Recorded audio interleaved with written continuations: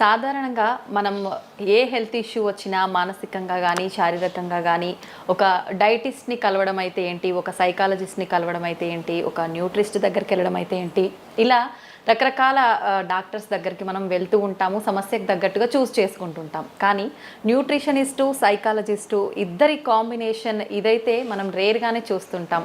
ఆ rare combination person ఎవరైతే ఉన్నారో ఇప్పుడు దానికి సంబంధించిన మేడం నాతో పాటు ఉన్నారు. ఆ మేడం ఎవరంటే న్యూట్రిషనిస్ట్ శ్రీదేవి గారు. ఇప్పుడు మేడంతో మాట్లాడి మనం మంచి మంచి విషయాల గురించి తెలుసుకుందాం. నమస్తే మ్యామ్. ఎలా ఉన్నారు అని అడగకూడదు కూడా మేడం. చాలా చక్కగా యాక్టివ్గా మంచిగా కనిపిస్తున్నారు. Thank you. అయినా అడుగుతాను మ్యామ్, ఎలా ఉన్నారు? I'm fine, thank you.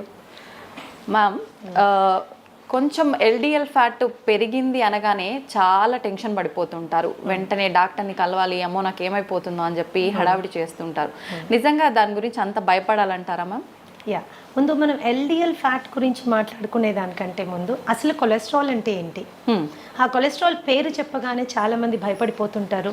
అదేదో చాలా క్లిష్టమైన లేకపోతే వెరీ బ్యాడ్ మెటీరియల్ అన్నట్టుగా బిహేవ్ చేస్తూ ఉంటారు, అవగాహన లోపం మూలాన. కొలెస్ట్రాల్ అనేది ఇట్స్ అ వ్యాక్సీ సబ్స్టెన్స్, ఒక రకమైన కొవ్వు పదార్థం. ఈ కొలెస్ట్రాల్ అనేది మనకి చాలా ఇంపార్టెంట్ అయిన సబ్స్టెన్స్ అన్నమాట.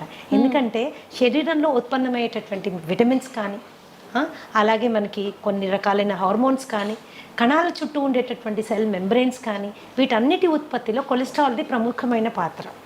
అండ్ ఈ కొలెస్ట్రాల్ అవసరంలో 80% కొలెస్ట్రాల్ శరీరం తనకి తాను తయారు చేసుకుంటుంది. 20% మాత్రమే మనకి ఆహారం ద్వారా వస్తుంది. కానీ కొన్ని రాంగ్ ఫుడ్స్ తీసుకున్నప్పుడు ఆ శాతం పెరిగే అవకాశం ఉంటుంది.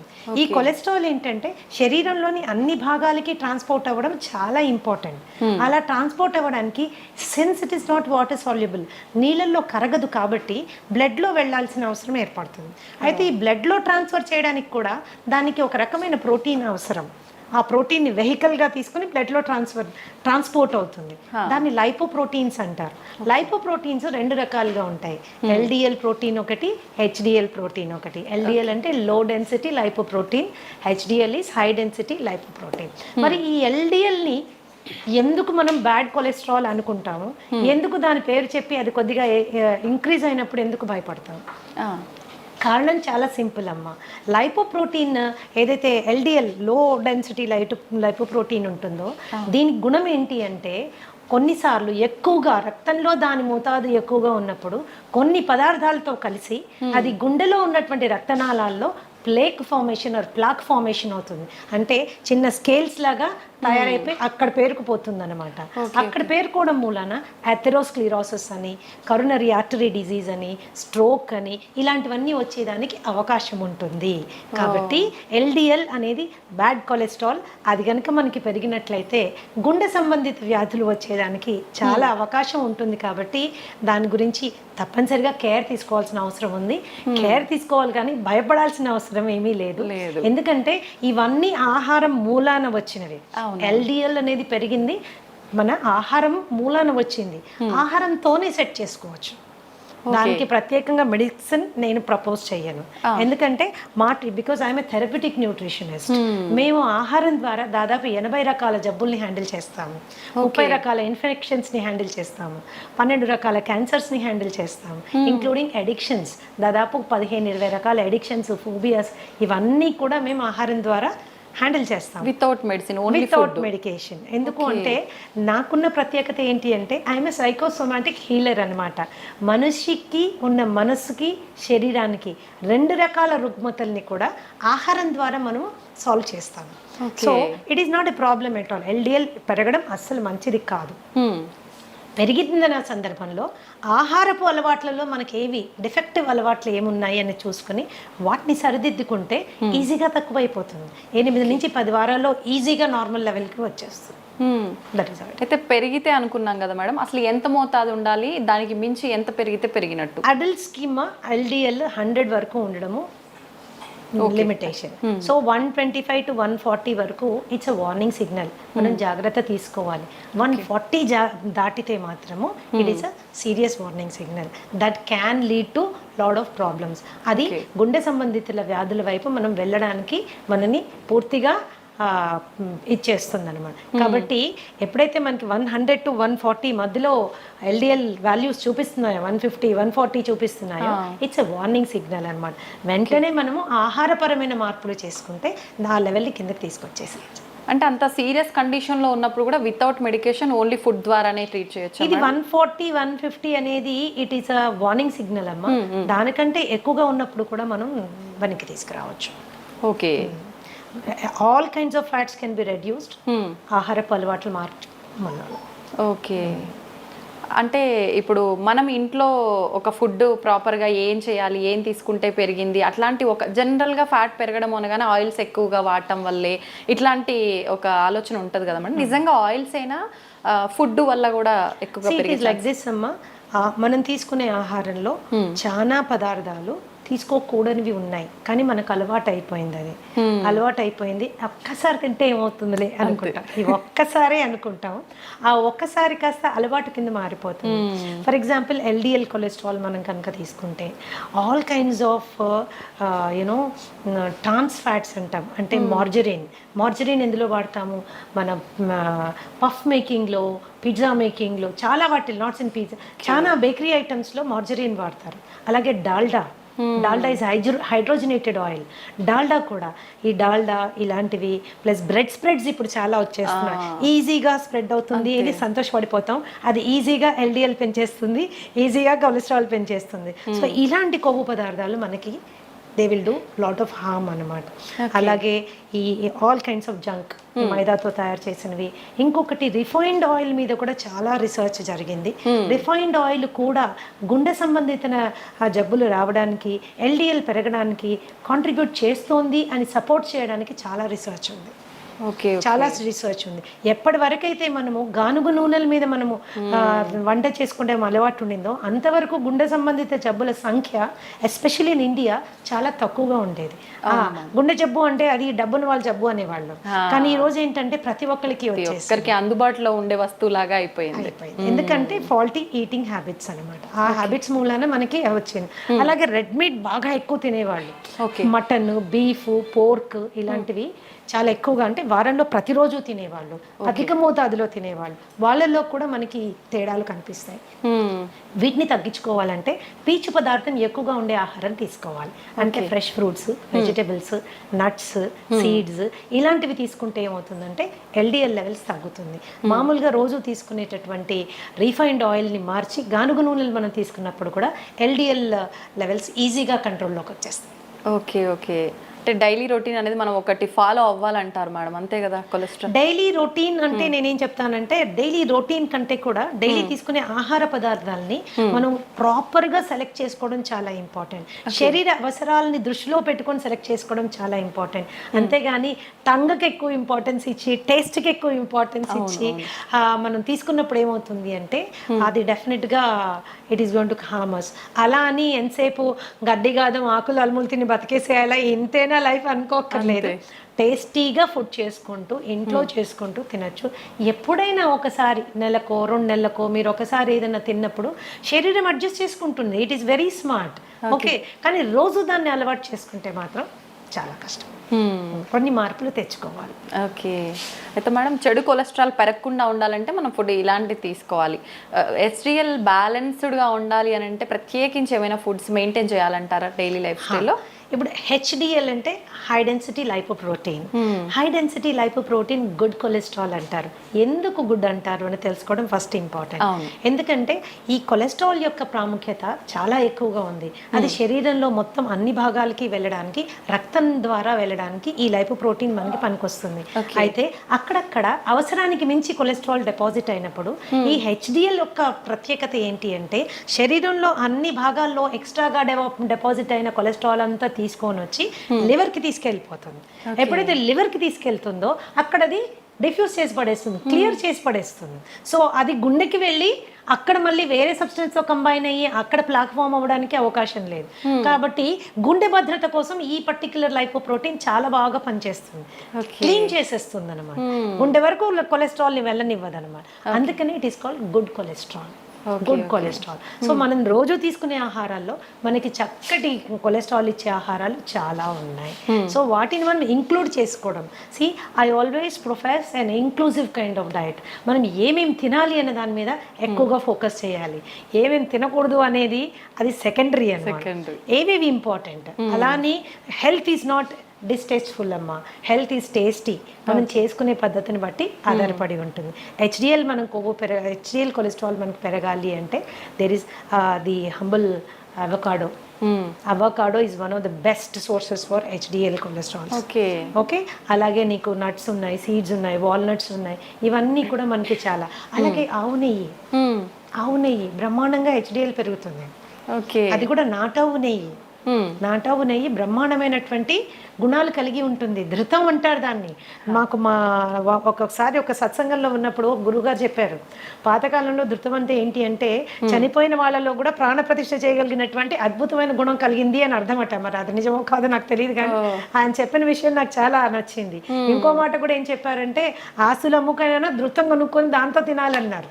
అంటే నెయ్యికి ఉన్నటువంటి ప్రాముఖ్యత అది. కొద్ది కాలం ఏంటంటే నెయ్యి తింటే లావైపోతారు, నెయ్యి తింటే కొలెస్ట్రాల్ వస్తుంది. ఇది చాలా తప్పమ్మా. ఎస్పెషల్గా మనం ఇంట్లో ఆవు పాలు కొనుక్కొని చేసుకునే నెయ్యి అతి శ్రేష్టం.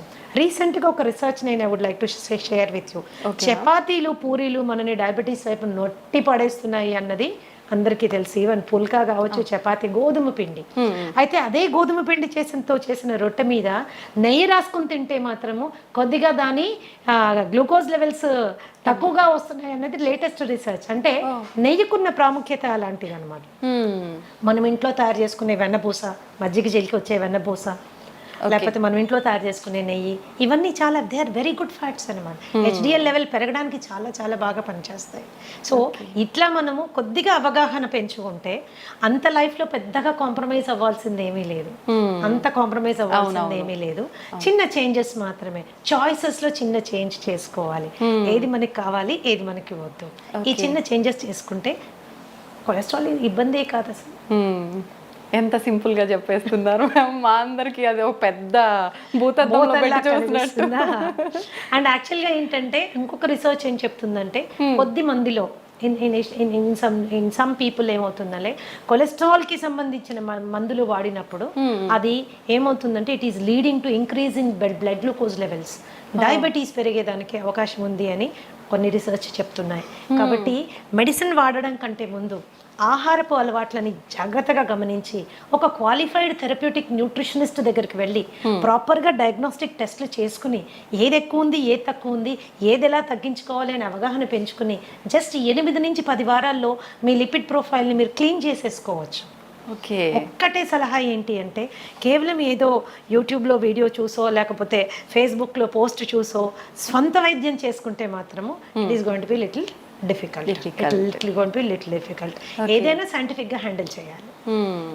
మ్యామ్, నెయ్యి విషయానికి వస్తే మీరు ఇందాక నెయ్యి గురించి చెప్పారు కాబట్టి చాలా మంది నెయ్యి ఫుడ్తో కాకుండా డైరెక్ట్ స్పూన్తో తింటూ ఉంటారు. అట్లా తీసుకోవడం మంచిదే అంటే తాగుతూ ఉంటారు. ఎందుకంటే ఆవు నెయ్యిలో ఉండేటటువంటి గుణం ఏంటి ఉందంటే ఇట్ ఈస్ అది డైజెస్ట్ అయ్యాక మనకి బ్యూట్రిక్ యాసిడ్ ఫామ్ అవుతుంది. అందరికీ తెలుసుకోవాల్సిన విషయం ఏంటంటే మన మొత్తం మాయల పకీరు ప్రాణం చిలకలో ఉన్నట్టు మనిషి యొక్క ఆరోగ్య రహస్యం అంటే మానసిక ఆరోగ్యం కానీ శారీరక ఆరోగ్యం కానీ మన పొట్టలో పేగుల్లో ఉందన్నమాట. ఈ పేగుల్ని గట్ అంటారు. ఈ గట్లో 4300 రకాలైనటువంటి సూక్ష్మక్రిములు ఉన్నాయి. దీంట్లో మంచివి ఉన్నాయి, చెడ్డవి ఉన్నాయి. మంచివి ఎప్పుడు కూడా అధిక సంఖ్యలో ఉండడం మన ఆరోగ్యానికి చిహ్నం అన్నమాట. మంచివి పెంచడానికి అవసరమైనటువంటి తైలం నెయ్యి. సో నెయ్యి మీరు కూరల్లో వేసుకొని చేసుకోవచ్చు, అన్నంలో మొదటి ముద్దలో వేసుకొని తినచ్చు, గోరువెచ్చని నీళ్ళల్లో కలుపుకొని తాగొచ్చు, ఏదన్నా చేయొచ్చు. ఈ అన్ని రూపాల్లో మీరు తీసుకునే నెయ్యి మీ గట్ హెల్త్కి చాలా ఉపయోగపడుతుంది. ఆ నెయ్యి మరి ఎలాంటి నెయ్యి తీసుకోవాలి, that is an important question. Okay, ఆ నాటావు నెయ్యి అతి శ్రేష్టం. దాన్నే A2 ఘీ అంటారు. ఓకే, సో మనం ఇంట్లో చేసుకుని చాలామంది A2 పాలు కొనుక్కుంటున్నారు, ఆవు పాలు కొనుక్కుంటున్నారు. మీరు తోడు పెట్టి మీరు తీసి మిగడ్లోంచి చేసే వెన్న నెయ్యి యూ కెన్ యూజ్ ఇట్. అది చాలా శ్రేష్టం అన్నమాట. ఓకే మ్యామ్, కొలెస్ట్రాల్ విషయానికి వస్తే లివర్కి కొలెస్ట్రాల్ వచ్చింది అని చెప్పి చాలామంది టెన్షన్ పడుతూ ఉంటారు కదా, దానికి ఎటువంటి ఆహార పదార్థాలు తీసుకుంటే? లివర్కి కొలెస్ట్రాల్ కాదమ్మా, it is actually called fatty liver. Fatty liver. Fatty liver రెండు రకాలుగా ఉంటుంది, alcoholic fatty liver and non alcoholic fatty liver. Okay. ఇప్పుడు నాలాంటి దాని దగ్గరికి ఎవరైనా ఫ్యాటీ లివర్ ఆల్కహాలిక్ వచ్చారనుకోండి, actually as a therapist I'm happy. ఎందుకంటే కొట్టి ఆల్కహాల్ బంద్ చేయించేస్తే ఫ్యాటీ లివర్ చాలా వరకు కంట్రోల్లో వచ్చేస్తుంది అనమాట. అది కేవలము ఆల్కహాల్ ప్రేరితంగా అక్కడ ఫ్యాట్ డిపాజిట్ అవుతుంది అనమాట. But non alcoholic fatty liver disease is very dangerous. ఇది రాముడు బుద్ధిమంతుడు అంటాడు కదా, స్మోక్ చేయడు, బయటకు వెళ్ళి ఏమి తినడు, ఇష్టం వచ్చినట్టు బిహేవ్ చేయడు, అలాంటి వాళ్ళకి వచ్చేటటువంటి ఫ్యాటీ లివర్ కండిషన్ ని non alcoholic fatty liver condition అంటారు. దానికి మనం చాలా ఆహారపరమైన జాగ్రత్తలు తీసుకోవాలి. మరి ముఖ్యంగా కార్బోహైడ్రేట్ విపరీతంగా తినడం తగ్గించేసుకోవాలి. అలాగే ట్రాన్స్ ఫ్యాట్స్ మనం తీసుకోవడం తగ్గించుకోవాలి. అలాగే ఎల్డిఎల్ లెవెల్ కంట్రోల్లో ఉండేటట్టుగా మనం చూసుకోవాలి. ఈ ఫ్యాటీ లివర్ వచ్చిన వాళ్ళలో చాలా మందికి fatty liver is sometimes considered as a predisposing character for diabetes. అంటే షుగర్ రావడానికి ముందు చాలా మందికి ఫ్యాటీ లివర్ వచ్చేస్తుంది. దాన్ని చాలా తేలికగా తీసుకుంటారు. ఏం లేదండి, కాస్త ఎక్సర్సైజ్ చేయండి, కాస్త ఇలా ఉండండి, కాస్త అలా ఉండండి అని. That is not the way. You have to take it serious. ఎందుకంటే ఈ ఫ్యాటీ లివర్ స్టేజ్ 1 నుంచి స్టేజ్ 2, స్టేజ్ 2 నుంచి స్టేజ్ 3, అక్కడి నుంచి ఫైబ్రోసిస్, సిరోసిస్, క్యాన్సర్ వరకు వెళ్ళే అవకాశం ఉంటుంది. కాబట్టి దాన్ని ఈజీ తీసుకోవడానికి వీల్లేదు. So basic foods for example కీరా జ్యూస్ బ్రహ్మాండంగా పనిచేస్తుంది ఫ్యాట్లో లివర్ తీసేయడానికి. నిమ్మరసము, ఓకే, ద హంబుల్ నిమ్మరసం, కాస్టే లేదు దాన్ని. So health is actually very economic, inexpensive అనమాట. చిన్న అవగాహన మనం తెలుసుకుంటే we will able to do it అన్నమాట.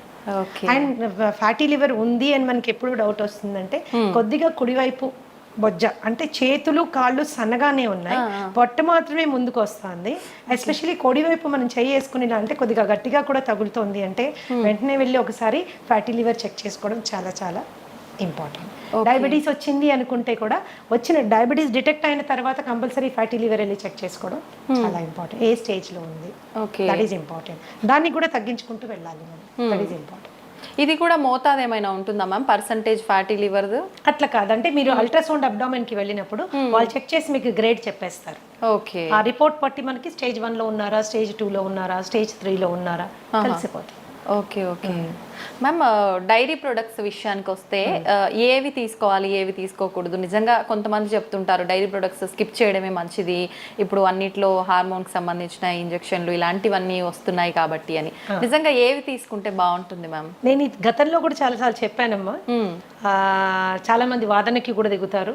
మన తాతలు, తండ్రులు, ముత్తాతలు అందరూ పాలు తాగారు, ఇప్పుడు మీరు ఎందుకు చెప్తున్నారు పాలు తాగకూడదని? పాలు డెఫినెట్ గా ఇట్స్ ఏ హోల్సమ్ ఫుడ్. మరి పిల్లలకి ప్రోటీన్ ఎలా వస్తుంది, పిల్లలకి మనకి కాల్షియం ఎలా వస్తుంది, ఇవి రెండు మనకు కావాలంటే పాలు తాగాలి కదా. మన చిన్నప్పటి నుంచి తాగాం కదా, ఇప్పుడు మీరు కొత్తగా ఇలాంటి వింత విషయాలు చెప్తున్నారు ఏంటి అని. సో తప్పులు మీరు చెప్పింది కూడా కరెక్టే. ఎప్పుడో మన తాతల తండ్రులంతా పాలు తాగారు, కానీ అప్పుడు ఆవులు వేరు, అప్పుడు పాలు వేరు. ఇప్పుడు ఆవులు వేరు, ఇప్పుడు పాలు వేరు. ఓకే.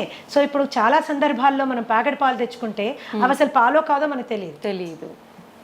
పాలల్లో నీళ్లు కలిపారనుకోండి, that is a healthy thing. అంటే ఓన్లీ నీళ్లు ఉన్నాయని సంతోషపడచ్చు మనం, కానీ నీళ్లు కాకుండా ఇంకెన్నెన్నో కలిపేస్తే అవి విషమై మనని ఎన్నో విధాలుగా మనని ఇబ్బంది పెడుతున్నాయి. మిల్క్ మీరు తీసుకున్నట్లయితే దాని ప్రోటీన్ కంటెంట్ కానీ, దాని కాల్షియం కంటెంట్ కానీ, నాన్ మిల్క్ సోర్సెస్ చాలా ఉన్నాయి. మీ మునగాకు తీసుకోండి, ఓకే, ఫర్ ఎగ్జాంపుల్ టేక్ మునగాకు. నువ్వులు తీసుకోండి, దానిలో ఉన్న కాల్షియం కానీ, దానిలో ఉన్న ప్రోటీన్ కానీ. మునగాకు పచ్చిదానికంటే కూడా ఎండు పౌడర్ ఏదైతే ఉంటుందో, మునగాకు పౌడర్ ఏదైతే ఉంటుందో బ్రహ్మాండంగా కాల్షియం లెవెల్స్ అనమాట. ఓకే. ఎన్నో రెట్లు పాల కంటే ఎక్కువగా ఉంటుందని. ఒక స్పూన్ రోజు తీసుకుంటే సరిపోతుంది. ఎలా తీసుకోవచ్చు మేడం? కాంబినేషన్ మజ్జిగలో కలిపి తీసుకోవచ్చు, నీళ్ళలో కలిపి తీసుకోవచ్చు. దాన్ని పొడి కింద తయారు చేసుకుని కాస్త వెల్లుల్లిపాయలు, జీలకర్ర, ఎండుమిరపకాయలు వేసి దాన్ని పొడి కింద చేసుకొని అంత నెయ్యి వేసుకొని మొదట ముద్ద గట్టిగా కలుపుకొని తినచ్చు. టేస్టీ ఉంటుంది, హెల్త్కి హెల్త్ వస్తుంది. ఓకే. అయితే ఈ మిల్క్ ఇప్పుడు ఏం చేస్తుంది, మిల్క్లో ఒక ప్రోటీన్ ఉంటుంది కేసిన్ అని. ఈ కేసిన్ చాలా మందికి ఎలర్జిక్ కండిషన్స్ ప్రొడ్యూస్ చేస్తుంది. చాలా మందికి కడుపులో అది డైజెస్ట్ అవ్వక గ్యాస్ కానీ లేకపోతే ఇండైజెషన్ కానీ అలాగే బెల్చింగ్ అండ్ బ్లోటింగ్ అంటారు, పొట్ట ఉబ్బినట్టు అవ్వడం కానీ ట్రైన్ పుల్ రావడం కానీ ఇవన్నీ జరుగుతాయి. ఎందుకు? కేసిన్ వాళ్ళకి డైజెస్ట్ అవ్వదు కాబట్టి, కేసిన్ డైజెస్ట్ అవ్వదు కాబట్టి. సో అలాంటి సందర్భాల్లో పాల అవసరం ఏంటి అసలు? అవును. ఒక స్టేజ్ దాటింది, టాడ్లర్ అంటాం, అంటే కాలు మీద నడవడానికి అలవాటు పడిన బిడ్డకి పాలు సంపూర్ణ ఆహారం కాదు. ఓకే. ఓకే. అది అసంపూర్ణమైనటువంటి ఆహారం. పాలు ఎడిక్టివ్ ఇన్ నేచర్. మీరు బాగా తాగుతుంటే అది తాగాలనిపిస్తుంది, తాగకపోతే ఏదో వెలితిగా కూడా అనిపిస్తుంది. దానికంటే ఆరోగ్యకరమైన ఫుడ్ మనకు ఉన్నప్పుడు, దానికంటే మనకి బలవర్ధకమైన ఆహారం మనకి అవైలబుల్గా ఉన్నప్పుడు మనం దానికి ఆప్ట్ చేసుకోవచ్చు కదా. ఈ రోజు ఆవుల్లో పాలు పెరగడం కోసము విపరీతంగా ఇంజెక్షన్స్ వేస్తున్నారు, విపరీతంగా యాంటీబయాటిక్ యూజ్ జరుగుతూ ఉంది. Grass fed cow and grain fried cow అని 2 రకాల కౌస్ మనం చూసుకుంటే, పచ్చిగడ్డి తిని ఆ పచ్చిగడ్డి పెంచడానికి కూడా ఏమాత్రం ఎరువులు వాడకుండా, పెస్టిసైడ్స్ వాడకుండా ఆర్గానిక్గా పెంచిన పాలు ఉంటాయి కదా, అవి అతి శ్రేష్టం. చాలా అరుదుగా లభిస్తున్నాయి, చాలా అరుదుగా. పచ్చిగడ్డే దొరకడం లేదు. గ్రెయిన్ ఫెడ్ మీరు తీసుకున్నారనుకోండి, వాటికి గ్రెయిన్స్ పెడతారు, ఎన్నెన్నో రకాలైన గ్రెయిన్స్ పెడతారు. ఎస్పెషల్లీ ఈ మధ్య కాలంలో అయితే కార్న్ పెట్టేస్తున్నారు, స్వీట్ కార్న్ పెడుతున్నారు. సో ఇవి ఏంటి అంటే పాల క్వాంటిటీ పెంచడానికి. చాలా మంది ఆ ఆవులకి పెట్టే దీంట్లో నూనెలు కలుపుతారు, ఎందుకంటే పాలల్లో వాళ్ళకి ఆయిల్ శాతము, ఫ్యాట్ శాతం ఎక్కువ రావాలని. మరి ఇలాంటి పాలు మనం తాగినప్పుడు అది మనకి it is going to harm us. అయితే ఇంట్లో మనం ఒక పాల ప్యాకెట్ తెప్పించుకున్నప్పుడు అది ఆవు పాల, గేదె పాల, ఆవులో గ్రాస్ తినిన ఆవా లేకపోతే గ్రెయిన్ తినిన ఆవా, యాంటీబయాటిక్ వేసుకోలేదో మనకి ఎలా తెలుస్తుంది? ఇవన్నీ కలిపారో లేదో మనకి ఎలా తెలుస్తుంది? తెలియదు. పైగా పాలు ఎప్పుడైతే ప్యాకెట్లో వస్తాయో, ప్లాస్టిక్ ప్యాకెట్లో వస్తాయో, ఆ ప్లాస్టిక్ కూడా మనకి ప్రమాదం. ఇంకోటి, కొంతమందికి ఏంటంటే ఎస్పెషల్లీ ఉద్యోగస్తులు 4-5 ప్యాకెట్లు కొనుక్కొని డీప్ ఫ్రీజర్లో పెడతారు. అవి గడ్డగట్టిపోతాయి. వాటిని మీరు ఎప్పుడైతే డీప్ ఫ్రీజ్ చేస్తారో, థాయింగ్ ప్రాసెస్ జరిగేటప్పుడు ప్లాస్టిక్ కూడా మెల్ట్ అయ్యి అందులోకి వస్తుంది. ఒకప్పుడు మేము చిన్నపిల్లలుగా ఉండేటప్పుడు గ్లాస్ బాటిల్లో వచ్చేది, that was safest milk. Seal అయ్యి గ్లాస్ బాల్ వచ్చేది. బాటిల్స్ తీసుకోగానే మేము చిన్నపిల్లలప్పుడు నాకు బాగా గుర్తుంది, ఆ మూత తీసి పైన ఉన్న వెన్నంతా వేలుతో తీసుకు తినేవాళ్ళం. ఇప్పుడు అలాంటి కండిషనే లేదు. సో పాలుని వాడకం ఎంత తగ్గిస్తే అంత మంచిది. అయితే పెరుగు దగ్గరికి వచ్చినా, మజ్జిగ దగ్గరికి వచ్చినా ఏ రెస్ట్రిక్షన్ లేదు. It is better than milk అన్నమాట. మీరు పెరుగుగా తిన్నా పర్వాలేదు, మజ్జిగగా తిన్నా పర్వాలేదు. కొద్దిగా పుల్లబడిన మజ్జిగ ఇంకా బెటర్. పుల్లబడిన మజ్జిగ చాలా బెటర్. అందుకనే మిల్క్ని అవాయిడ్ చేయడం బెటర్. ఎందుకంటే మనకు వచ్చే ప్యాకెట్ గురించి మనం ఆలోచిస్తాం, కానీ అందులో వచ్చిన పాలు మనకి దాకా రావడానికి ఎన్ని పద్ధతులు అవలంబించారో మనకు అవగాహన లేదు. Today it is a very common thing to give oxytocin injection for cows. Oxytocin injection దేనికి ఇస్తారు? వింటే మీరు బిత్తరపోతారు. పాల పొదుగులోంచి పాలు పిండేటప్పుడు ఈజీగా పాలు బయటికి రావడం కోసము ఆ ఇంజెక్షన్ ఇస్తారు. మనకు కూడా ఆక్సిటాసిన్ ఇంజెక్షన్స్ ఇస్తుంటారు. మనం ఎప్పుడు యూస్ చేస్తారో తెలుసా మీకు? డెలివరీలో బిడ్డ ఈజీగా బయటికి రావడానికి కోసం యూస్ చేసేటటువంటి ఇంజెక్షన్ ఆక్సిటాసిన్ అన్నమాట. కండరాలు లూజ్ అయ్యి బిడ్డ ఈజీగా బయటికి రావడానికి. యానిమల్స్కి కూడా ఆక్సిటాసిన్ ఇంజెక్షన్ దానికోసమే ఇస్తారనమాట. బట్ దేనికి వాడుతున్నాం ఈరోజు? ఈజీగా అంటే అది పిండడానికి కూడా మనకు ఓపిక లేదనమాట. దాని బిడ్డను తాగనివ్వడం లేదు మనము, దాని బిడ్డ నోటికాడ పాలు మనం గుంజుకుంటున్నాం. అది కూడా ఈజీగా రావడం కోసం కెమికల్ ఇంజెక్షన్స్ ఇస్తున్నాం. మరి ఇలాంటి పాలు తాగడం అవసరమా? అక్కర్లేదని చెప్పాలి ma'am. So it's dairy and ఆవు మీద జరుగుతున్నటువంటి ఘోరాల గురించి అది డిఫరెంట్ స్టోరీ. దాని గురించి మాట్లాడుకుంటే పాలు చూస్తే కూడా భయపడిపోతా ఉన్నాడు, అమ్మో బాబాయ్ ఇంత కష్టమైంది, పాలు మనకు అవసరమైంది. That is as simple as that. పాల కంటే బలబద్ధమైన ఆహారం చాలా చాలా ఉంది. You can go towards it. అవి తీసుకోవచ్చు. ఆల్టర్నేట్ మిల్క్స్ కూడా ఉన్నాయి. మీ బాదం మిల్క్, తర్వాత ఈ కోకోనట్ మిల్క్, దాని తర్వాత యూ హ్యావ్ కాజు మిల్క్, రాగి మిల్క్, జొన్న పాలు, మిల్లెట్ పాలు, ఇలా మనకు చాలా ఉన్నాయి విచ్ ఆర్ మోర్ న్యూట్రిషియస్. పాలు దేనికి తాగెత్తున్నామో ఆ న్యూట్రిషన్ ఇవ్వగలిగినవి, ఇంకా ఎక్కువ శాతంలో ఇవ్వగలిగిన పాలు మనకు చాలా ఉన్నాయి. ఓకే. ఇంకా కొంతమంది అడుగుతూ ఉంటారు నన్ను, మేడం పాల ప్యాకెట్లో పాలు తీసుకోమంటారా, లేకపోతే టెట్రా ప్యాక్ తీసుకుంటే ఏమైనా ప్రాబ్లం వస్తుందా? టెట్రా ప్యాక్, అవును మ్యామ్. టెట్రా ప్యాక్ మీద చాలా హెవీ రీసెర్చ్ జరిగిందమ్మా. టెట్రా ప్యాక్లో పాలు రీసెర్చ్ చేసినప్పుడు, ఫ్రెష్ మిల్క్ చేసినప్పుడు డెఫినెట్గా టెట్రా ప్యాక్లో ఉన్న పాలలో పోషక విలువలు తక్కువ ఉంటాయి అనేది నిర్వివాదాస్పదం. You don't have to discuss about it, it is clear. ఎందుకు అలాగా? పాలు అవి పాస్చరైజ్ చేస్తారు అండ్ హోమోజినైజ్ చేస్తారు.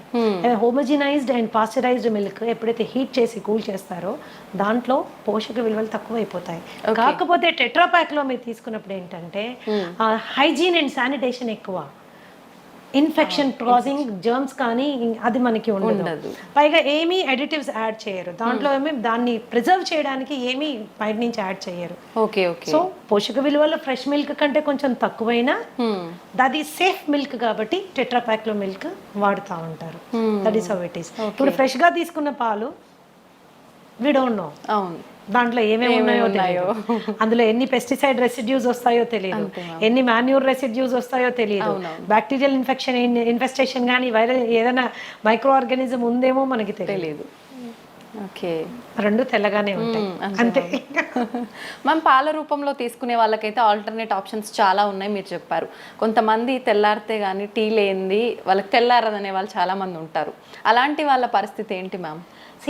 టీ కాఫీ అనేవి దేనికి తాగుతాం? నా పద్ధతి ఏంటంటే దేనికైనా ఏ పద్ధతికైనా ఎందుకు అని ముందు తెలుసుకుంటే అది మనకు అవసరమా లేదు అని నిర్ణయం తీసుకోవచ్చు. రైట్. ఓకే. మన డైలీ లైఫ్లో మనకున్న స్ట్రెస్ మూలాన చాలా మందికి హెడేక్స్ రావడము, ఆ స్ట్రెస్ మూలాన మైగ్రేన్స్ రావడము, డల్గా ఫీల్ అవ్వడము ఇవి అవుతాయి. టీ అండ్ కాఫీలో ఏముంటుంది? కెఫీన్ ఉంటుంది. ఈ కెఫీన్ ఏం చేస్తుంది? నర్వస్ సిస్టమ్ని టెంపరీగా ఉత్తేజపరుస్తుంది. ఓకే. టెంపరీగా ఉత్తేజపరుస్తుంది. ఎప్పుడో ఒక రోజు ఒక గుక్క తాగినంత మూలాన మనకి పెద్ద వదిలేదు, అది అలవాటు చేసుకుంటే it is addictive in nature. It is addictive in nature అనమాట. సో టీ మంచిదా కాఫీ మంచిదా అని కూడా కొంతమంది అడుగుతుంటారు. దీంట్లో నేనేమంటానంటే మీరు పాలు షుగర్ లేకుండా ఏది తాగినా మంచిదే. Okay. Black tea black coffee ఏది తాగినా మంచిదే. ఇంకా మీరు బ్లాక్ టీని చాలా లైట్ గా చేసుకొని దాంట్లో కొద్దిగా నిమ్మరసం యాడ్ చేసుకొని కొన్ని నానబెట్టిన సబ్జా గింజలు వేసుకొని దాంట్లో కొద్దిగా ఒక 2 or 3 leaves ఆఫ్ మింట్ అంటే మన పుదీనా కట్ చేసి వేసుకొని తాగండి, అద్భుతంగా ఎంజాయ్ చేస్తారు. And maybe 1 or 2 times tea తాగడమే ఇంపార్టెంట్ అనుకుంటే బ్రహ్మాండమైన ఆరోగ్యం ఇచ్చే అద్భుతమైనటువంటి పోషక విలువలు ఉండేవి బొచ్చడని టీస్ ఉన్నాయి. For example green tea is the best tea. Okay. Green tea అంటే డిప్ టీ కాదండి. గ్రీన్ టీ ఆకులు తెచ్చుకోవాలి, ఒక చిన్న ఇన్ఫ్యూజర్ కొనుక్కోండి. అంటే ఒక కప్పులో ఇంకో కప్పు ఉంటుంది, దానికి చిన్న హోల్స్ ఉంటాయి. దాంట్లో మనం గ్రీన్ టీ లీవ్స్ ఒక స్పూన్ వేసుకుని హాట్ వాటర్ వేసుకుంటే ఇన్ఫ్యూజ్ అయ్యి the best thing will come on. Green tea is anti inflammatory and it is anti cancerous. మన మెటబాలిజంకి చాలా బాగా పనిచేస్తుంది. You know it is good for everything. కానీ ప్రతిదీ తీయగా ఉండాలంటే కష్టం. ప్రతిదీ తీయగా ఉండాలంటే మనకి కష్టం. సరే తీయగా ఉండాలి అనుకుంటే మీరు దాంట్లో న్యాచురల్ రా హనీ వేసుకోవచ్చు. బట్ అది ఇంకొక స్కామ్. మనకి ఏది హనీయో ఏది బెల్లం మడ్డో ఏది యూనో చక్కెరపాకమో మనకి తెలుసుకోలేము, అంత టైం కూడా లేదు. That is how it is. Organic గా చేసినటువంటి బెల్లం పౌడర్ కొంతమంది వాడుకుంటారు, పర్వాలేదు, అది కూడా పర్వాలేదు. As long as remaining conditions అన్ని నార్మల్ గా ఉన్నప్పుడు మనకి ఇవన్నీ పెద్దగా కాంట్రిబ్యూట్ అవ్వాలి. రిమైనింగ్ కండిషన్స్ నార్మల్ పెట్టుకోవడం చాలా ఇంపార్టెంట్. ఎన్నో రకాల టీ ఉందమ్మా. ఫర్ ఎగ్జాంపుల్ హైబిస్కస్ టీ అని ఉంటుంది, మందార పువ్వులు ఆకులు రెక్కలతో చేసింది. జాస్మిన్ టీ ఉంది. There are so many teas. మేమైతే మా ట్రీట్మెంట్ ప్రొసీజర్స్లో దాదాపుగా నేను 25 రకాల టీలు వాడతాను. ఓకే. ఇవి మంచి ఆరోగ్యం వైపు నా క్లయింట్స్ అందరినీ తీసుకెళ్ళడానికి చాలా ఉపయోగపడుతుంది. మచ్చా టీ అని ఉంటుంది. ఫైబ్రాయిడ్స్ ఉన్నవాళ్ళు, యూటరైన్ ప్రాబ్లమ్స్ ఉన్నవాళ్ళు, మెన్స్ట్రల్ సైకిల్ రెగ్యులర్గా లేని వాళ్ళు ఇలాంటి టీ తీసుకోవచ్చు. ఇలాంటి టీ తీసుకోవచ్చు. సాంఫ్ టీ అని ఇస్తాము. డైజెషన్ సరిగ్గా లేని వాళ్ళు, అరుగుదల చాలా తక్కువగా ఉన్నవాళ్ళు, తినగానే వాళ్ళకి విపరీతమైన ప్రాబ్లం ఉన్నవాళ్ళు, కాన్స్టిపేషన్ ఉన్నవాళ్ళు, వీళ్ళందరికీ సాంఫ్ టీ ఇస్తాము. లైక్ ఆస్తమా, బ్రీదింగ్ ప్రాబ్లమ్స్ ఉన్నాయి అండ్ డైజెషన్ ఇష్యూస్ ఉన్నాయి, ఇలాంటి వాళ్ళకి జింజర్ టీ ఇస్తాము. అలాగే ఆకుల టీ తీసుకున్నారంటే అది పెద్ద టాపిక్ అన్న. దాదాపుగా 100 రకాల టీస్ గురించి మనం మాట్లాడుకోవచ్చు. అవి మనకి ఎంత చీపు, ఎంత హెల్త్ ఇస్తాయి అన్న దాని మీద క్లియర్గా డిస్కస్ చేసుకోవచ్చు అనమాట. So general coffee and tea కంటే కూడా మీరు ఇలాంటి కైండ్ ఆఫ్ వాటిని అలవాటు చేసుకుంటే అదేదో వెచ్చగా తాగాలి అనే ఒక కోరిక తీరుతుంది, హెల్త్ కూడా ఎఫెక్ట్ అవ్వదు. 1-2 సార్లు టీ తాగితే ప్రాణ నష్టం ఏమీ లేదమ్మా, అదే పనిగా తాగితేనే. తాగటం వల్ల ఓకే. మీరు కాఫీ తాగాలి అనుకుంటే black coffee is a better option than with tea. And లేదు పాలు కావాలి, పాలు లేకుండా నేను చేయలేను ఫిక్స్ అయ్యారనుకోండి, ఓట్ మిల్క్తో తాగండి, కోకోనట్ మిల్క్తో తాగండి, ఆల్మండ్ మిల్క్తో తాగండి. ఆప్షన్స్ ఉన్నాయి, తెలుసుకోవడము చేసుకోవడమే అంతే. ఓకే, ఖచ్చితంగా మనం ముందు ముందు వీడియోలో టీస్ గురించి కూడా టాపిక్ చేసుకుందాం మ్యామ్. ఓకే మ్యామ్, మీరు అన్ని రకాల హెల్త్ ఇష్యూస్కి 80 దగ్గర చెప్పారు. హెల్త్ ఇష్యూస్కి ఓన్లీ ఫుడ్ తోటే ట్రీట్ చేస్తుంటాము అని చెప్పి. డయాబెటీస్కి కూడా అలానేనా మేడం? డయాబెటీస్ వచ్చిన వాళ్ళు ఖచ్చితంగా లైఫ్ లాంగ్ మెడిసిన్ వాడాల్సిందే అని అంటుంటారు కదా, దానికి కూడా ఫుడ్ ద్వారా తగ్గించవచ్చు అంటారా? యాక్చువల్గా మనం చాలా అందరు చూసే వ్యూవర్స్ కూడా గమనించాల్సింది ఏంటంటే, డయాబెటీస్ రావడానికి 2 ప్రధానమైన కారణాలు. ఒకటి ఫాల్టీ ఈటింగ్ హ్యాబిట్స్, సరైన ఆహారపు అలవాట్లు లేకపోవడం. ఓకే. 2 మనసులోను కలిగేటటువంటి భావాలని, భావోద్వేగాలని మన శరీరం పైన ఇన్ఫ్లుయెన్స్ పెట్టేంతగా పెంచి పోషించుకోవడం, కంట్రోల్ చేసుకోవడానికి సరైన అవగాహన పెంచుకోకపోవడం. ఓకే, ఇవి 2 విషయాలు. అంటే ఒకప్పుడు స్ట్రెస్ అంటే ఏంటమ్మా, stress is a necessary evil of life. దాన్ని ఫ్లైట్ ఆర్ ఫైట్ ఇమోషన్ అనేవాళ్ళు. అంటే కొన్ని వేల సంవత్సరాల క్రితం ఈ శరీరం ఫస్ట్ టైం ఫామ్ అయినప్పుడు మనకు ఒకటే స్ట్రెస్ ఉండేది. అదేంటి, ఏదైనా యానిమల్ వచ్చి మనం చంపేసేది, లేదా మనం ఏదైనా యానిమల్ చంపి తినేసేవాళ్ళం. ఇదే స్ట్రెస్. ఇంతకు మించి ఇంకేం స్ట్రెస్ లేదు. ఆ స్ట్రెస్ సిచ్యువేషన్ వచ్చినప్పుడు ఏమయ్యేది, శరీరంలో ఉన్నటువంటి శక్తి అంతా చేతుల్లోకి కాళ్ళల్లోకి వచ్చేసేది. ఎందుకు, చేతులతో కొట్లాడాలి, కాళ్ళతో పరిగెత్తేది పోవాలి. ఈ 2 మనకి కావాల్సినటువంటి సందర్భం ఉండేది. కానీ ఇప్పుడేంటి, జీవితంలో అందరూ లయన్స్ టైగర్లే. బాస్ ఒక లయన్ టైగరే, భార్య ఒక లయన్ టైగరే, భర్త కూడా లయన్ టైగరే, ఆఖరికి పనమ్మాయి కూడా లయన్ టైగరే. సో వీళ్ళందరూ కలిసి మనకి ఎన్నో రకాలైన స్ట్రెస్ క్రియేట్ చేస్తున్నారు.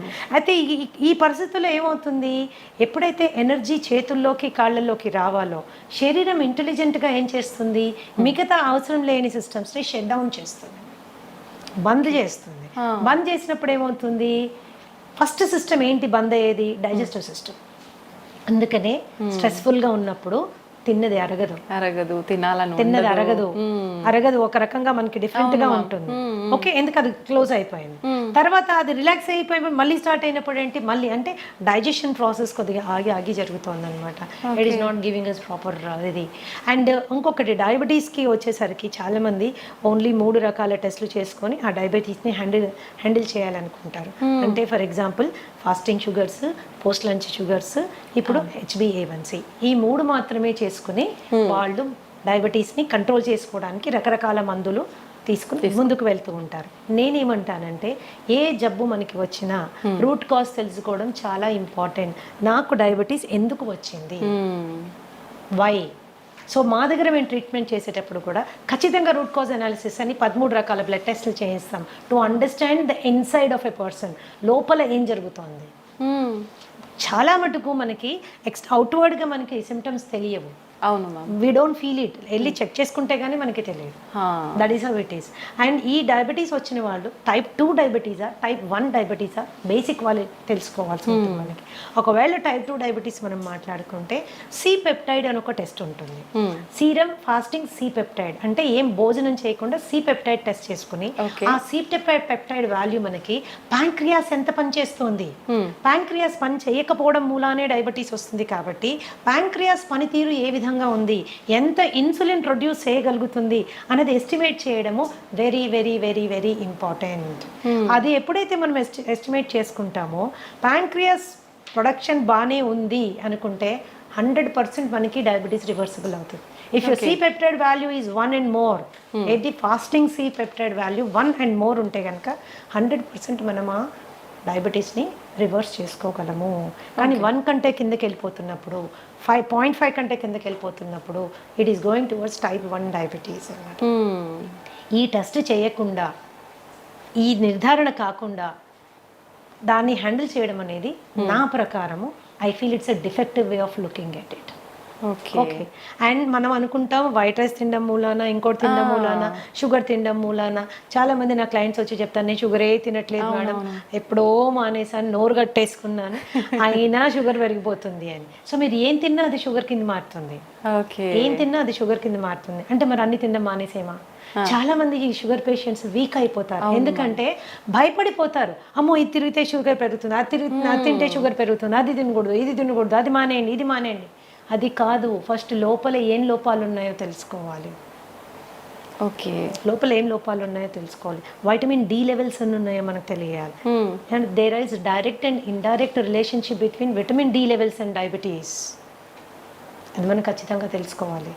B12 ఎంత ఉంది, దానికి దీనికి కనెక్షన్ ఏంటి? వైటమిన్ సి, దాని పరిస్థితి ఏంటి, దానికి డయాబెటీస్కి కనెక్షన్ ఏంటి? Lots of research is available. ఎంతసేపటికి మనము షుగర్ లెవెల్ తగ్గించడం మీదనే ఫోకస్ చేయడం బదులుగా శరీరానికి కావాల్సిన శక్తిని, దానికి కావాల్సిన విటమిన్స్ని, దానికి కావాల్సిన మినరల్స్ని, దానికి కావాల్సిన ప్రతి పోరాడే వెపన్ని మనం ఇచ్చామనుకోమా, అది డయాబెటీస్ని తన్ని బయటికి తరిమేస్తుంది. That's what it is. It's very simple అన్నమాట.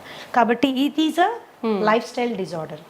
అది లైఫ్ స్టైల్ అంటేనే మనం పద్ధతులు సరైన నిద్ర లేదు, సరైన ఆహారం లేదు, తీసుకునే ఆహారం టైం ప్రకారం తీసుకోము, అవును, అండ్ విపరీతమైన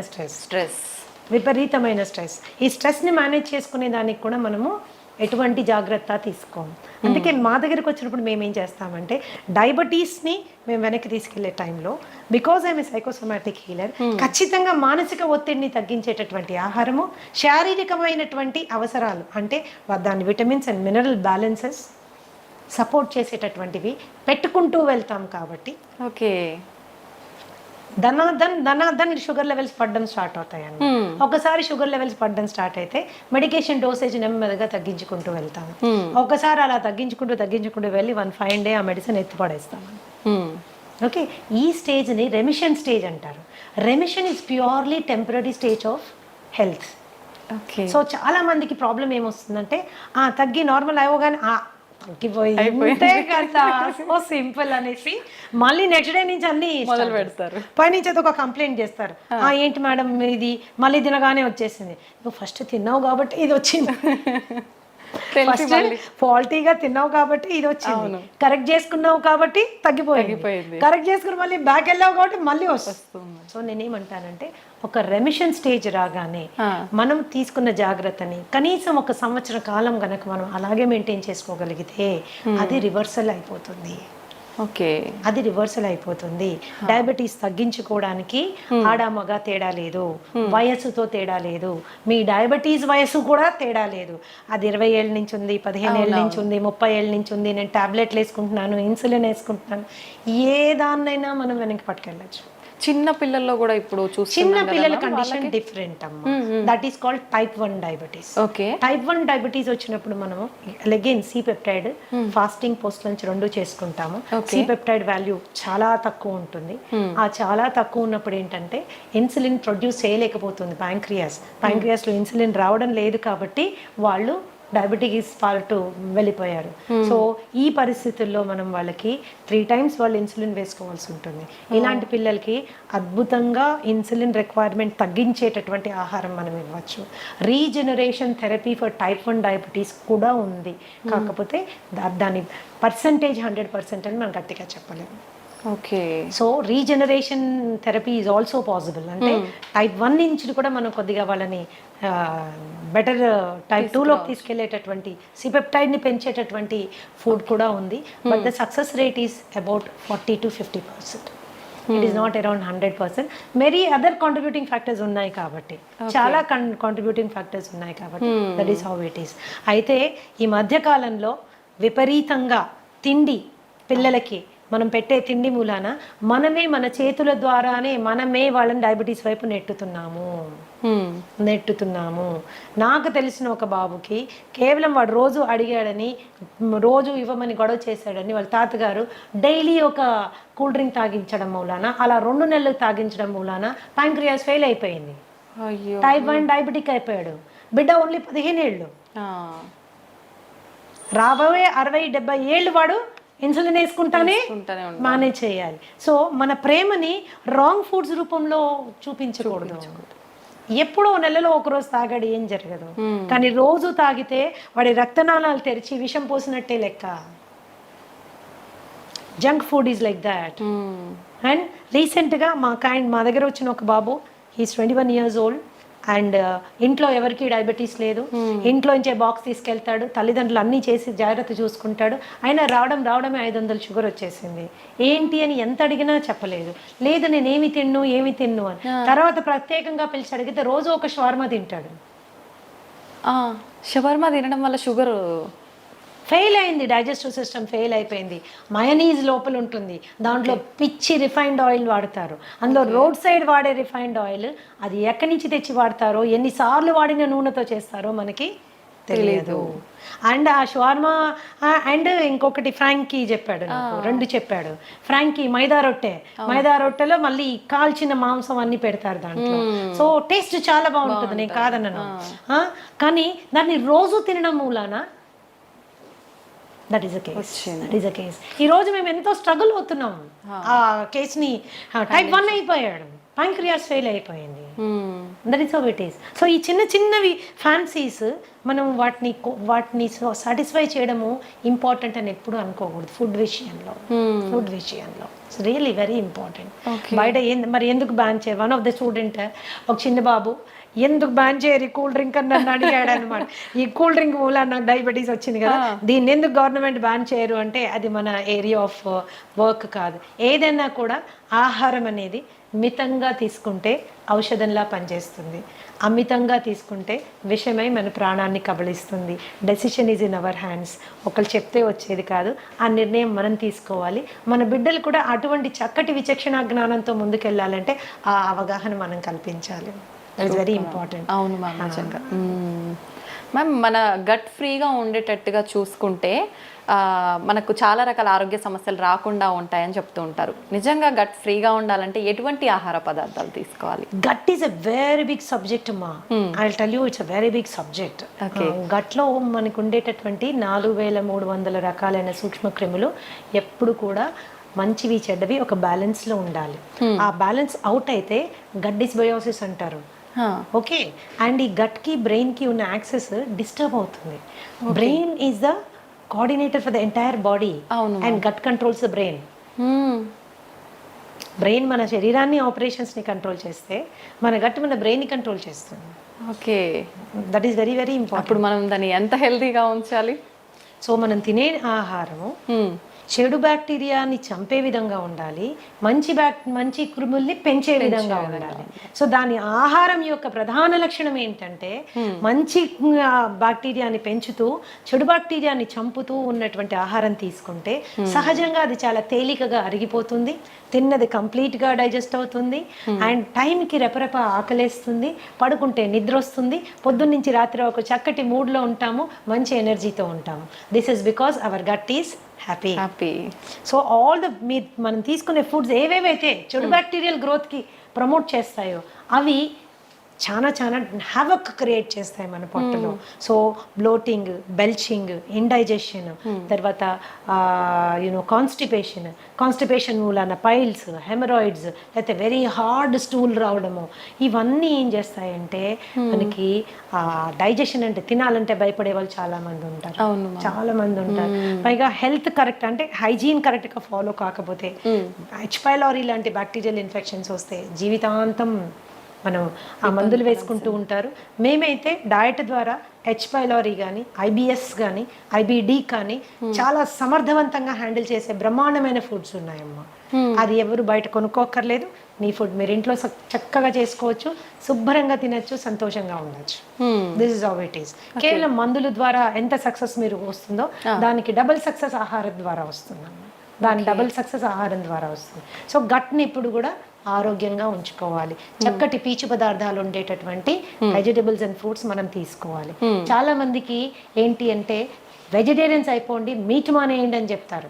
చికెన్ మటన్ తినబాకండి, పొట్టంతా గడబడైపోతుంది, వేస్ట్ అని. నేనేం చెప్తానంటే ఆహారపు అలవాట్లు మనసుకి బాగా నచ్చిన ఫుడ్ని పక్కన మానేస్తే ఆత్మారాముడు బాధపడతాడు. ఎక్కడో ఫీల్ అవుతాం మనం, ఏంటి లైఫ్, ఏమి తినలేము, నాకు నచ్చిన చికెన్ తినలేకపోతున్నాను, నాకు నచ్చింది అది తినలేకపోతున్నాను, ఏంటి ఇట్లా, ఎందుకు అసలు లైఫ్, బేసిక్ ఫుడ్స్ అవి. అప్పుడు ఏంటంటే they are upset about it. When they are upset nothing can be set.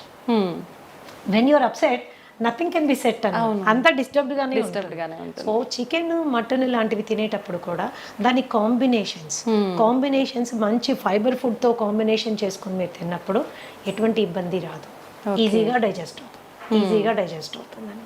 So easy digestion is very important.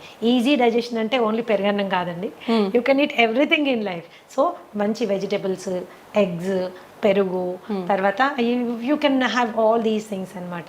And పీచు పదార్థం అనగానే అన్నీ ఏవో పిల్లలకి గ్రీన్ ఆకులు చూడగానే చిరాకు వస్తుంది, ఇప్పుడు ఈ గడ్డి తినాలా అని. సో అలా కాదు. So you can go for everything, all kinds of కాంబినేషన్స్లో మనం వెళ్ళొచ్చు. అలాగే మనకి రాజ్మా ఆర్ మన కాబూలీ చనా, బొబ్బర్లు, ఇలాంటివన్నీ మనకి చాలా మంచి ప్రోటీన్ ప్లస్ మంచి ఫైబర్తో వస్తుంది.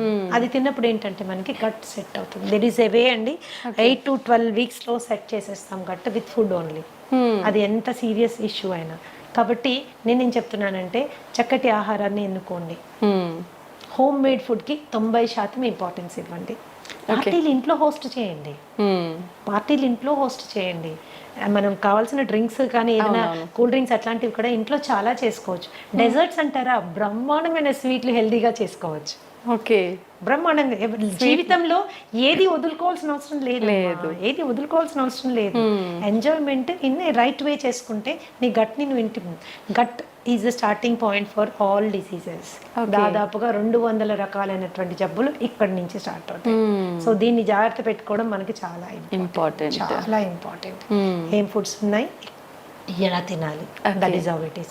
ఎప్పుడన్నా ఒక రోజు అంటే మేడం మమ్మల్ని హోటల్కే వెళ్ళొద్దంటారా, నేను ఒక్కసారి కూడా బిర్యానీ తినద్దా, ఇంకా నేను ఎందుకు అందులో హైదరాబాద్లో ఉండి నన్ను బిర్యానీ తినద్దంటారా అంటే, ఓఎస్ తినండి తప్పకుండా, ఎందుకు మానేస్తారు, అలా మానేయమని చెప్పట్లేదు. కానీ దానికి మీ పొట్టని మిమ్మల్ని ప్రిపేర్ చేసుకోండి. Go to A place where biryani is done with ghee and not with Dalda. ఇంట్లో మీ ఆవిడకి బిర్యానీ చేయడం నేర్పించండి, కానీ ఇంట్లో చేస్తే మనకు నచ్చదు కదా. సో మీరు అలా తిన్నప్పుడు ముందు రోజు వెనక రోజు కూడా there are certain things you have to follow so that you can balance your ఇందాక చెప్పాను, ఇప్పుడు చెప్తాను, మళ్ళీ కూడా చెప్తానమ్మా. ఎప్పుడో 2-3 నెలలకు ఒకసారి చేసింది మనకి అది బాడీ ఎఫెక్ట్ అవ్వదు. కానీ డైలీ అదే పనిగా యంగ్స్టర్స్ నాకు తెలుసు చాలా మంది ఐటీ ఎంప్లాయీస్ వస్తారు నా దగ్గరికి. ఏంటమ్మా ఎవరు వంట చేస్తారంటే స్విగ్గీ పేరు, జొమాటో పేరు చెప్తారు. So everyday it is and online food. And కాబట్టి ఏమవుతుందంటే అది కన్వీనియన్సే కానీ కంఫర్ట్ కాదు, హెల్త్ అంతకంటే కాదు. Very definitely expensive. కాబట్టి కొద్దిగా వంట చేసుకోవడం అనేది ఇప్పుడు అవుట్ ఆఫ్ ఫ్యాషన్ అయిపోయింది మా, ఆ ఫ్యాషన్ మళ్ళీ మనం క్రియేట్ చేయాలి. దట్ ఈస్ రియల్లీ ఇంపార్టెంట్ అన్నమాట.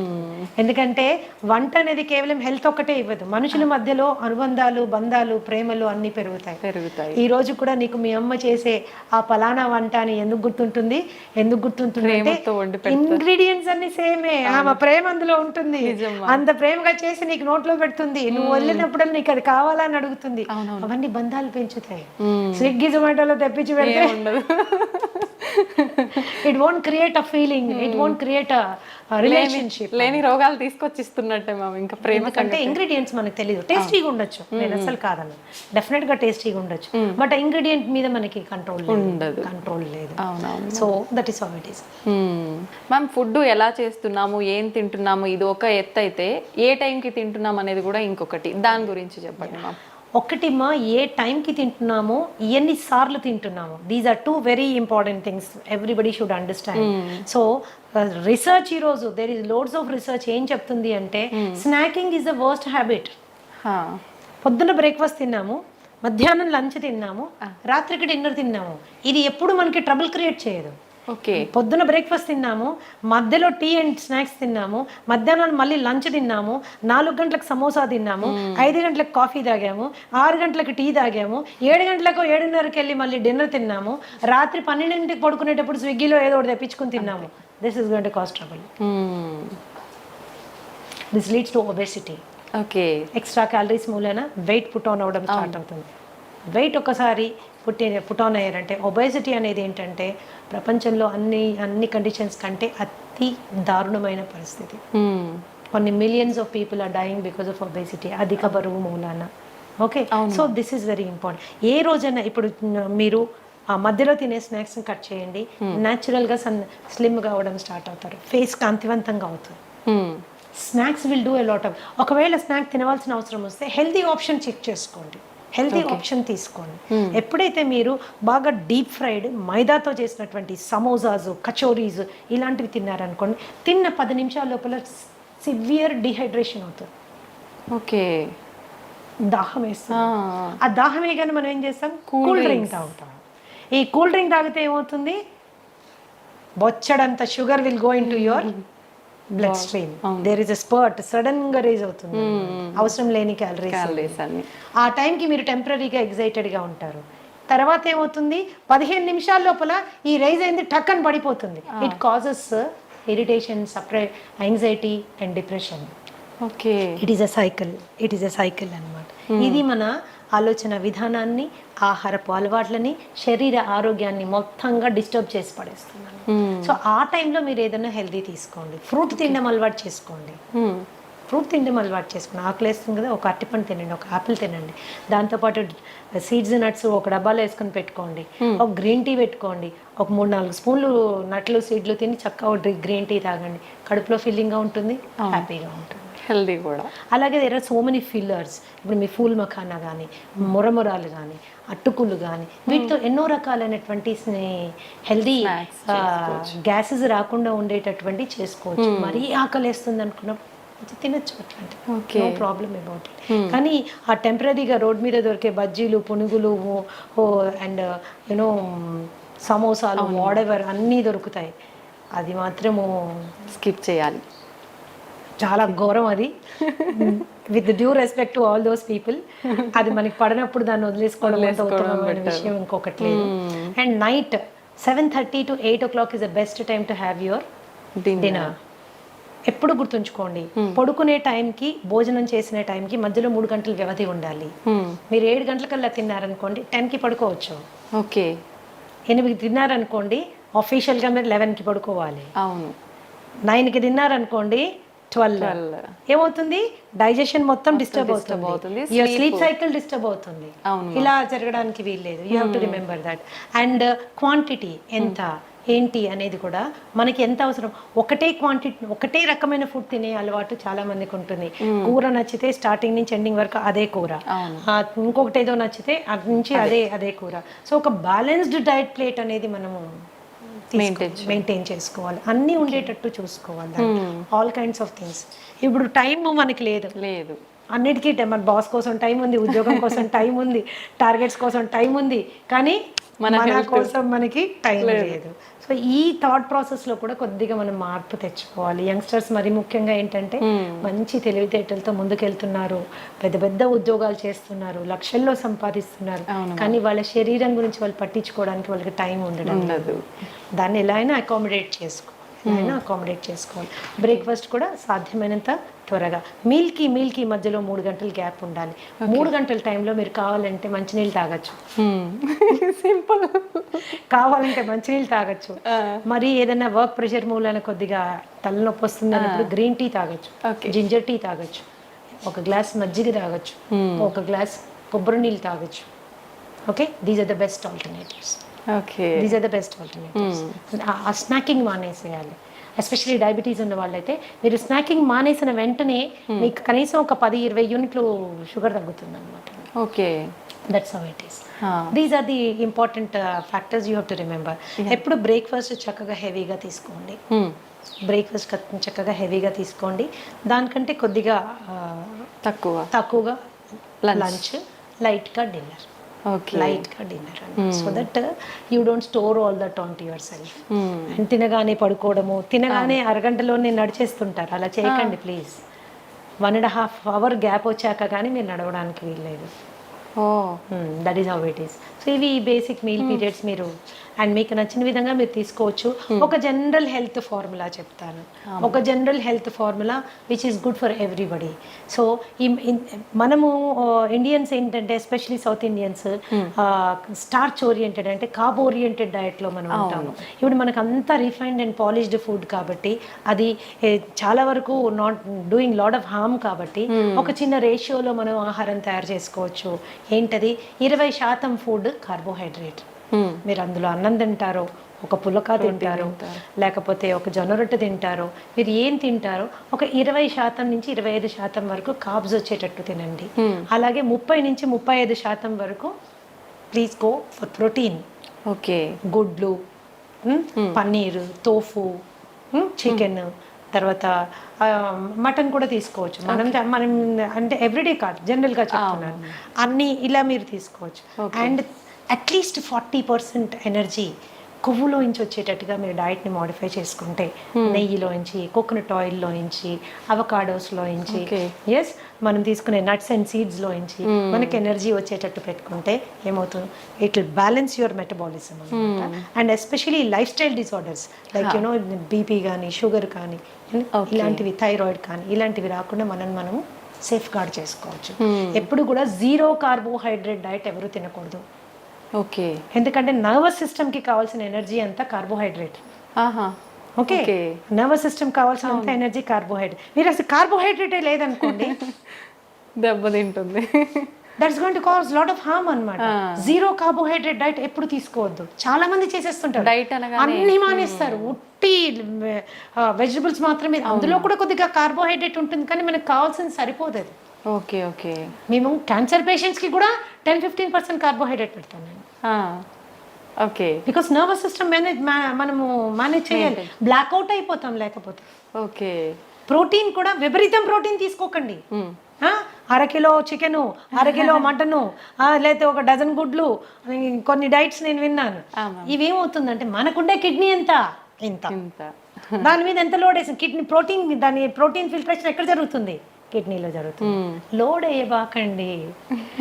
పీస్ఫుల్గా మీ డయట్లో 30-35% మీరు ప్రోటీన్ పెట్టుకోండి. మిగతా అదంతా ఎనర్జీ ఫ్యాట్లో వచ్చేటట్టు పెట్టుకోండి. కనీసం 40 నిమిషాలు ఏదన్నా మీరు జీవితాంతం చేయగలిగిన ఎక్సర్సైజ్ చేయండి. Any exercise which you can do always, అలాంటి ఎక్సర్సైజ్ చేయండి. సాధ్యమైనంత వరకు ప్రశాంతంగా ఉండే ప్రయత్నం చేయండి. That's how it is. It is a simple formula for health అన్నమాట. ఓకే, నిజంగా చాలా సంతోషం మ్యామ్. ప్రతి ఒక్కరికి కూడా మనము ఫుడ్ చేంజ్ చేసుకొని ఒక బ్యాలెన్స్ డైట్ మెయింటైన్ చేస్తే హెల్తీగా ఉంటాము అనే ఐడియా ఉంటుంది. బట్ అసలు ఏం తీసుకోవాలి, ఎలా తీసుకోవాలి, ఎంత మోతాదులో తీసుకోవాలి, ఇది ఒక పెద్ద సమస్య మ్యామ్. నిజంగా మీరు ఎంత క్లియర్గా, అంటే ఎంత మాకు వద్దు అనుకునే వాళ్ళు కూడా కూర్చొని విని బ్యాలెన్స్ అది ఫాలో అయ్యే విధంగా చెప్తారు మ్యామ్. చేసుకోవాలి. That is how it is. Thank you ma'am, thank you very much. నమస్తే మ్యామ్.